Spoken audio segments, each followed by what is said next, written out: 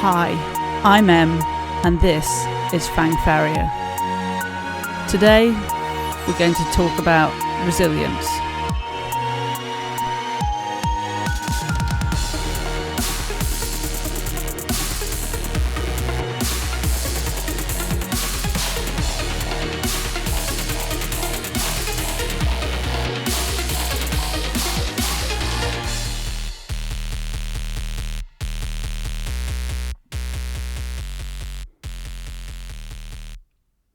Resilience is a word that's been bandied around a lot this year and we hear a lot about, but don't necessarily kind of apply it to our everyday life. So what is it? Well, there are plenty of definitions depending on the context in which you're discussing it. But I'm going to borrow Togard and Fredrickson's description that they use for their research. So resilience is characterized by the ability to bounce back from negative emotional experiences and flexible adaptation to the changing demands of stressful experiences. I think that warrants repeating. So resilience is characterized by the ability to bounce back from negative emotional experiences and flexible adaptation to the changing demands of stressful experiences. Now, who wouldn't want a bit of that? But why? Why do we need resilience? It's because we're in a constant arms race. There's a war going on inside all of us, our whole lives. It's like an arms race between the stresses we face and the resilience tools we have at our disposal to counter them, so that we can grow and move forward and learn things. Think of the first time you picked up a drill and you were going to use it on a live patient. The first time you sat and you were explaining a treatment plan to someone that was really listening, as you were just that kid in the white coat that had only just learnt this 5 minutes ago. All those things were stressful. They were new. You could label it as exciting, but it was stressful. And we worked out how to deal with it, how to move forward. And 20 years on, those are both things that I don't think about on a daily basis. They're just background. I've learned to deal with them. I've grown and I've moved on. And we do this with so many things in our lives. But what happens when the stressors are outracing our ability to cope with them? Or the stuff that's in our resilience toolkit, the stuff we've relied on before that we know has helped in the past, isn't working or isn't having the same impact? Well, the answer is we do get overwhelmed, and that overwhelm can lead us on that slippery slope of anxiety, depression, burnout, and even suicidal ideation. So to avoid that, what we want to make sure is that we've got a range of things that we can do to help manage stress as it occurs, and so that we don't feel overwhelmed. So I'm going to use this podcast to talk about all sorts of tools, all sorts of proven techniques and things that are evidence-based, as well as those that are discussed as being just done commonly and have worked for some people, because it's like everything. No one size fits all. And as I tell my patients, 3 impression tray sizes fit no one. This has got to be individual for you. You'll find things that resonate with you, things that you want to do, which are more likely to be done. It's a case of thinking about writing your own personal manual of how you deal with life and what you fall back on when you need to. And some of that is stuff just for you, and some of that is working out how to communicate with your team around you, be that at home or at work, to know when you need to lean on others and let them know when they can lean on you. But where do we start? If we want to start and we want to pick something positive and there's something that's going to work for us or has a much better chance of working for us, you can't really go past starting with looking at your own strengths. Martin Seligman and Christopher Peterson came up with a list of 24 strengths. They called it Values in Action, an Inventory of Strengths. And these were strengths that they'd researched as being universally valued in all cultures and across time. So it's a list of 24 strengths that fall into the categories of 5 virtues. And you find out how this applies to you by taking a test, taking a questionnaire. So these are going to be something that I will discuss throughout the podcasts, and I will probably do a separate podcast just on this. But if you want a head start, then head to viacharacter.org and take the test. And what it will do is it will give you the 24 strengths ranked in order as to how they relate to you. So where I'm going with this is, one, there's a lot of research about using those top 4 or 5 strengths, depending on what you're reading, in everyday life, in tackling problems, or even looking at that list and seeing what strengths you need to dial up in terms of need, in times of need. But for me, repeatedly what comes out in my top 5 is a love of learning. So I've taken that and applied that to looking for something in my resilience toolkit that utilises that. And for me, it's as simple as reading. Now, reading's not everyone's cup of tea, but I love to read. I kind of fell out with reading over dental school. I think we spend 5 years reading so much, absorbing so much information off written word, off textbooks, off papers, that we're a bit super saturated with it. I would read fiction afterwards, but I don't think I actually read anything academic for a long time that I didn't have to read for an exam.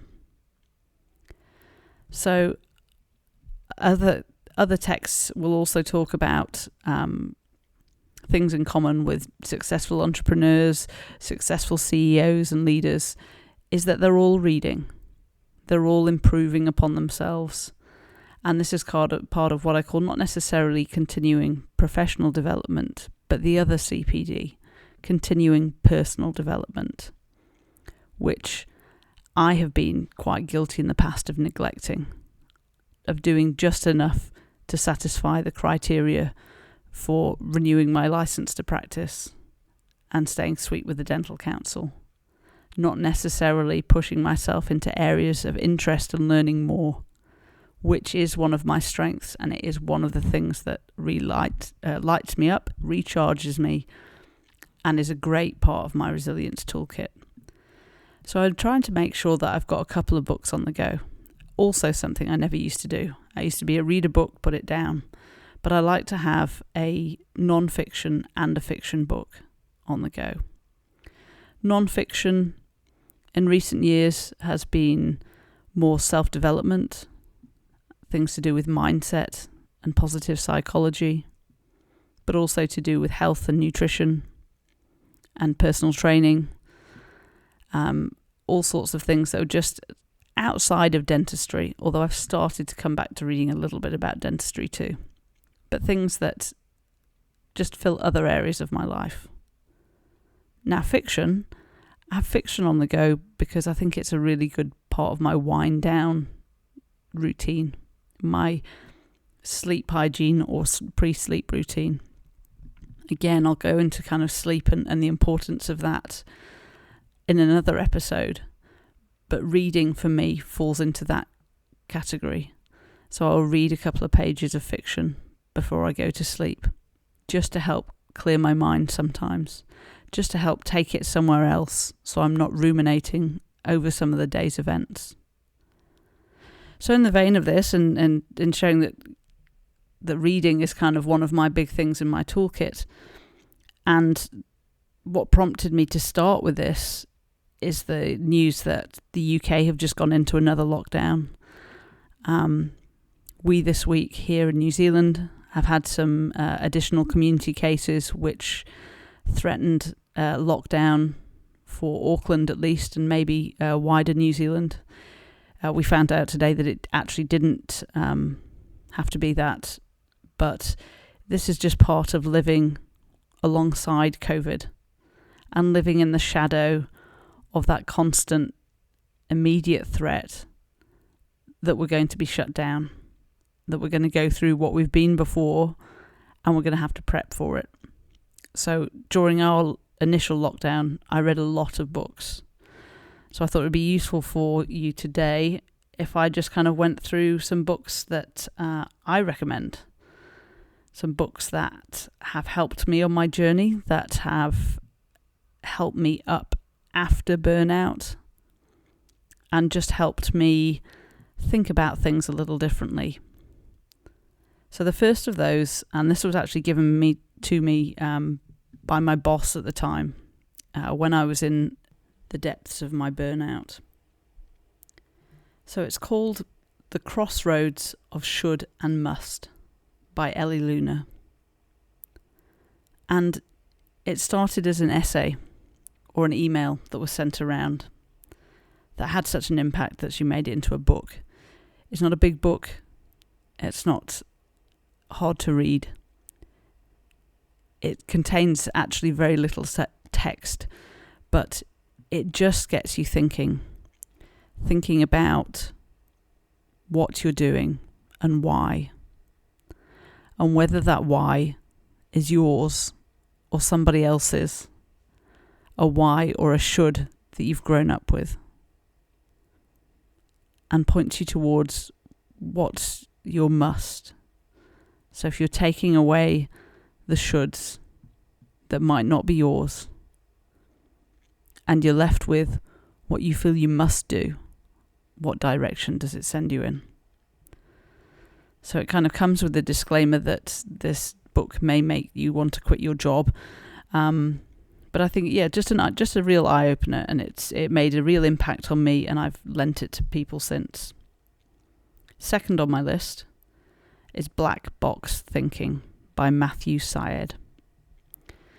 Now he's written many books, and I would recommend most of them, but this takes what starts as a medical misadventure and then starts to apply the lessons learnt from aviation disasters and failures, and how the culture within aviation has taken those to learn from them, and how other industries are trying to replicate this, and some hospitals in the US, but basically that we should be encouraging people to be honest about failures so that we can collectively learn from them and move on.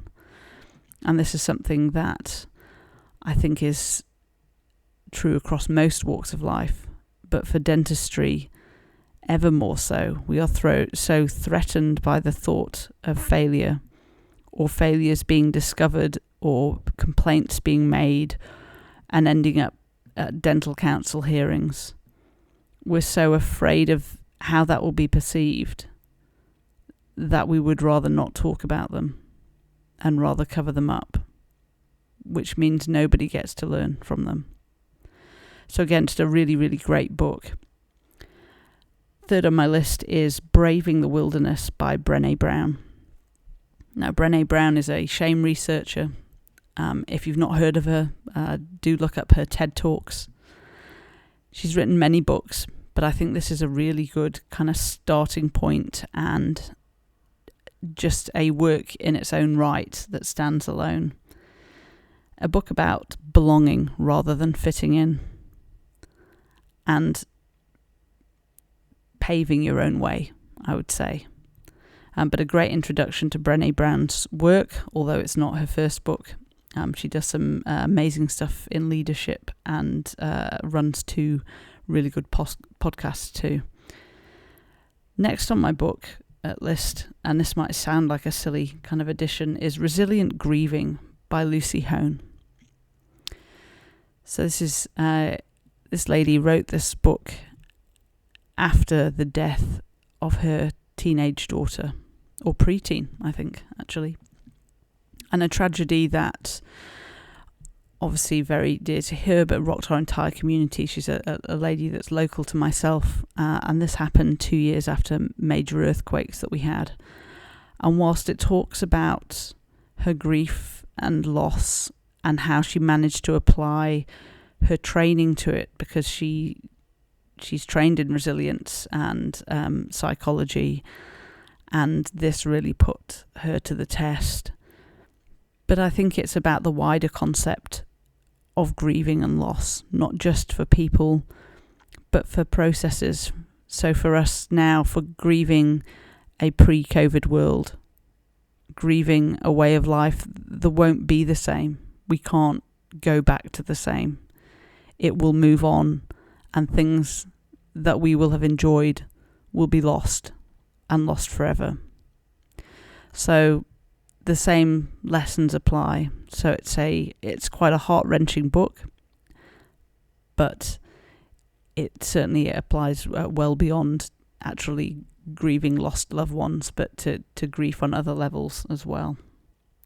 Also, she's done a wonderful TED Talk worth looking up. Next up, I've got Man's Search for Meaning by Viktor E. Frankl. He was a psychiatrist, and he was a prisoner in the concentration camps in World War II. He documented his time there, and this book is a result of that. And it was his observations on his fellow inmates and what was affecting their survival rate. Observations on hope and optimism and survival. He observed that the last of human freedoms was to choose one's attitude in any given set of circumstances, to choose one's own way. An inspirational read and an important historical document, also not a large book, and one that I haven't yet, but will be on my list to recommend to other people.